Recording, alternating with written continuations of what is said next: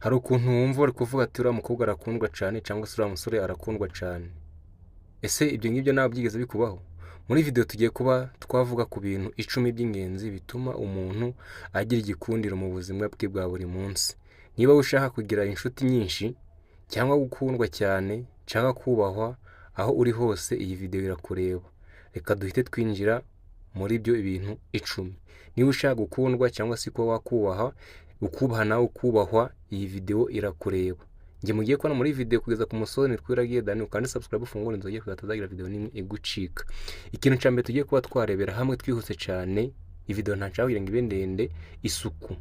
Isuku ni ikintu cya mbere kigaragaza umuntu. Niba wambara neza, urimba neza, nta kizatuma batakubaha. Iyo wambaye neza, umubiri, isuku ikuranga ku mubiri, n'ahantu hariho hose uhumura neza, abantu bagira icyizere cyo kuba bagukunda, cyangwa se aho unyuze hose bigaragara ko usa neza. Igikundiro gitangira ku sura, uko ugaragara, cyo bita physical appearance. Uko ugaragara bituma bitarakitinga abantu bakarushaho kuba bagukunda. Ikintu cya kabiri tugiye kuba twarebera hamwe, kuvuga neza. Iyo uvugana discipline, iyo buri muntu wese umuha agaciro kakwiye, uburyo uvuga ushobora gutuma abantu bagukunda cyangwa se bagutinya bitewe n'uko uvuga. Kuvuga witonze, utavugira hejuru, bigaragara ubupfura cyangwa se ubunyabupfura. Ijambo ryiza ryubaka igikundiro, kandi baca umugani mu Kinyarwanda, ijambo ryiza ni mugenzi w'Imana. Niba ushobora gukora ibi bintu, ukaba wavuga neza na bagenzi bawe, utabavugira hejuru, utabakankamira, ibi ngibi byongera igikundiro. Ikintu cya munani tugiye kuba twarebera hamwe, kuba wicisha bugufi. Kwicisha bugufi bituma abantu bose bakumva, bakwemera, ndetse bakanakwegera, bikaba byagufasha kuba wabagira inama. Niba ushaka kugira igikundiro rero, na kino kintu ni ingenzi. Ntukishyire hejuru, ahubwo menya ukuri, cyangwa se menya abo uri kumwe nabo n'uburyo ushobora kwitwara hamwe nabo iyo muri kumwe. Buri wese afite agaciro ke. Ibi bituma abantu bagukunda ku buryo bworoshye.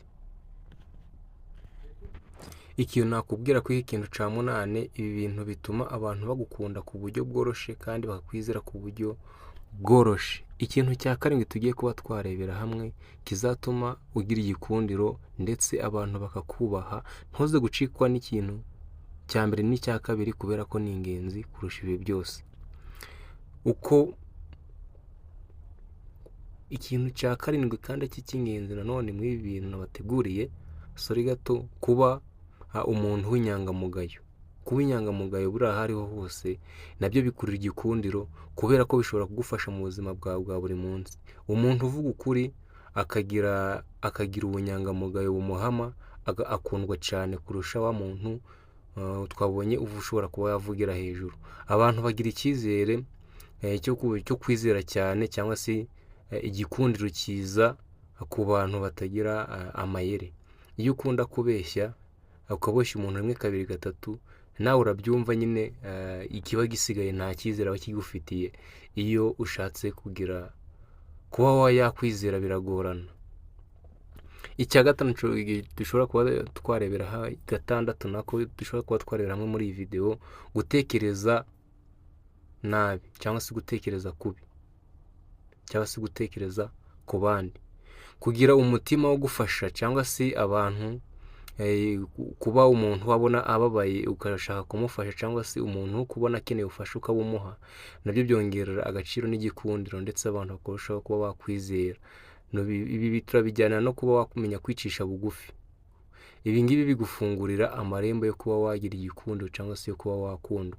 Iyo ukunda kugira impuhwe cyane, ndetse abantu ukabagira impuhwe, ukirinda kubereka yuko uri nyamwigendaho, kwereka ko abantu nta gaciro bafite, wowe ukabereka yuko nyine usa nk'ubitaye kwita ku bantu. Ibi ngibi nabyo byongera igikundiro, bishobora kugufasha mu buzima bwawe bwa buri munsi.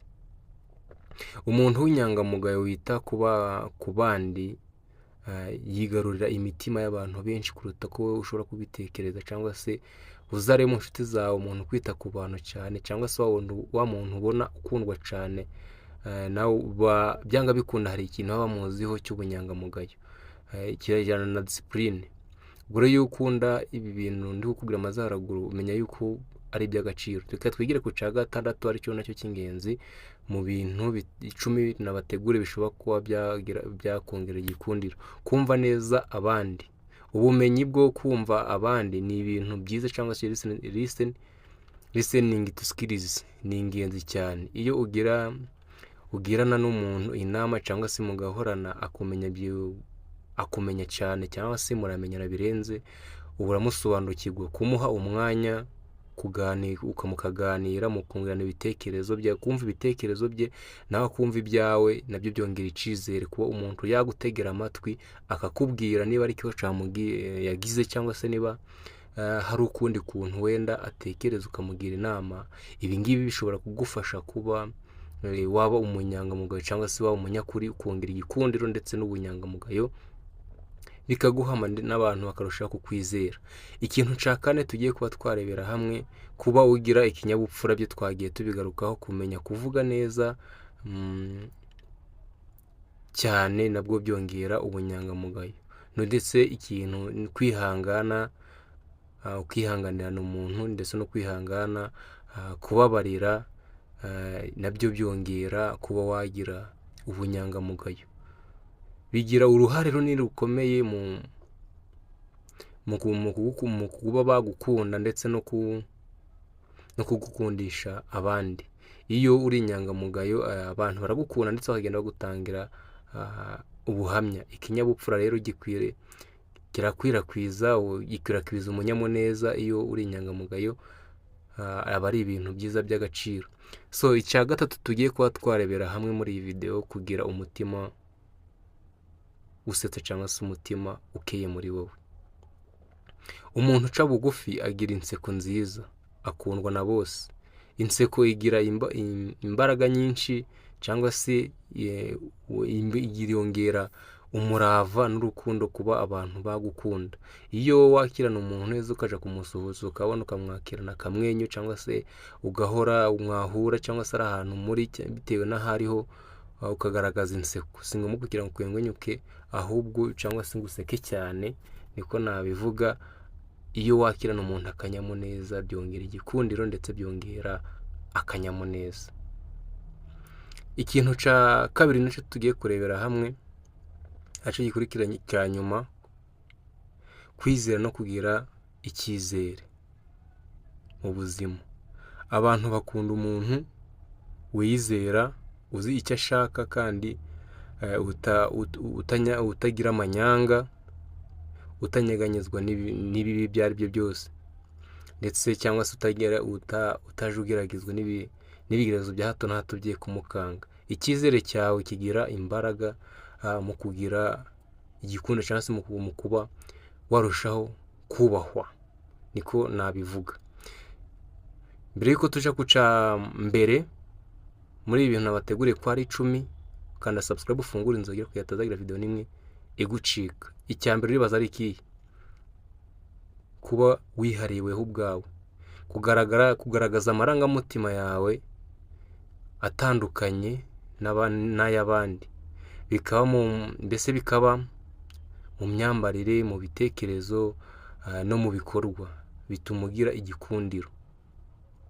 Iyo ukora ibintu bitandukanye n'iby'abantu ariko byiza, atari kuvuga ni ibintu bibi, ukambara neza, ukagira isuku ku mubiri, ukitonda, ukaba umwizego, ukagira discipline, ntube umugome, ndetse ukaba utigana n'abandi, ahubwo wowe ubwawe akaba ari wowe uriwe.